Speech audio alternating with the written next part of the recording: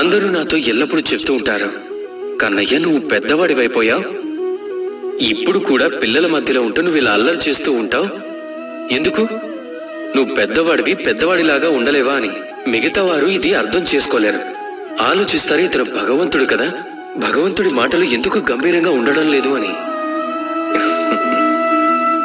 ఇప్పుడు ఎలా వివరించాలి నేను మీ అందరికీ? నేను భగవంతుడిగా ఉండడం వెనుక అన్నిటికంటే పెద్ద రహస్యం ఈ పిల్లలే కదా. నా శక్తి ఎక్కడి నుంచి వస్తుంది? ప్రతి సమస్యకి పరిష్కారం తీసే శక్తి ఈ పిల్లల నుంచే వస్తుంది.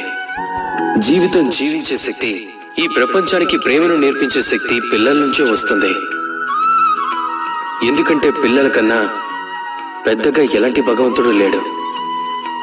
చూడండి, పురాణాల్లో ఏ జ్ఞానికి కూడా గుర్తులేడు, కానీ ఇది చాలా బాగా తెలుసు, ఒక నిరాశపడిన వ్యక్తిని ఎలా బయటకు తీసుకురావాలి అని, ఎలా వారిని సంతోషపరచాలా అని. ఇక మరో పెద్ద విషయం, వీరికి ఎలాంటి న్యాయం అన్యాయం ఏమీ గుర్తుండవు, ఎలాంటి భేదభావాలు గుర్తుండవు. ఇది మాత్రం చాలా బాగా తెలుసు, వారు ఒంటరిగా తెలియని వ్యక్తిని తమ దళంలోని సభ్యులుగా ఎలా మార్చుకోవాలా, ఎలా వారిని మనవారిలా చేసుకోవాలా.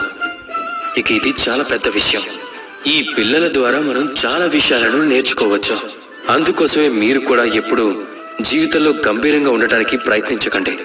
ఒకవేళ అలా చేశారు అంటే అప్పుడు ఈ ప్రపంచం మీకు ఎంతో నిరాశగా కనిపిస్తుంది. మీరు కూడా ఈ పిల్లల్లాగానే అమాయకంగా ఉండండి. ఈ జీవితంలో ఆనందాన్ని స్వీకరించండి. లాభం ఇంకా హాని నుంచి దూరంగా వెళ్లి సంబంధాలను చూడండి. జ్ఞానాన్ని దూరంగా పంపించే స్థానం కన్నా ప్రేమతో సంబంధాలను నిలబెట్టుకోండి. మీరే స్వయంగా అర్థం చేసుకుంటారా ఈ ప్రపంచం ఎంత అందమైనదో అని.